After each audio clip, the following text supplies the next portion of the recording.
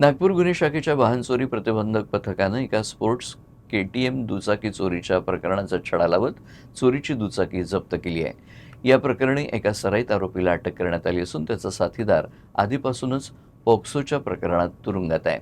अटक करण्यात आलेल्या आरोपीच्या विरोधात यापूर्वीही चोरी आणि बलात्कारासारखे गंभीर गुन्हे दाखल असल्याची माहिती पोलिसांनी दिली आहे।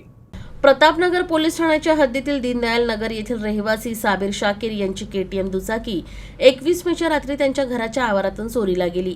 या प्रकरणी तक्रार दाखल झाल्यानंतर प्रतापनगर पोलीस आणि गुन्हे शाखेच्या वाहन चोरी प्रतिबंधक पथकानं तपास सुरू केला। तपासादरम्यान पोलिसांना आरोपीचं CCTV फुटेज मिळालं। यावेळी गस्त घालत असताना पोलिसांनी चोरीच्या KTM दुचाकीवर फिरत असलेल्या ओम उर्फ रवी नरेंद्र येडे याला अटक केली। चौकशीत त्यानं त्याचा साथीदार सुमित कालीमाती याच्यासोबत दुचाकी चोरी केल्याची कबुली दिली। पोलिसांच्या माहितीनुसार सुमित कालीमाती हा सध्या अजनी पोलीस ठाण्याच्या हद्दीतील एका पॉक्सो प्रकरणात तुरुंगात आहे। जप्त करण्यात आलेली चोरीची दुचाकी आणि अटक केलेल्या आरोपीला पुढील कायदेशीर कारवाईसाठी प्रतापनगर पोलिसांच्या ताब्यात देण्यात आलं आहे।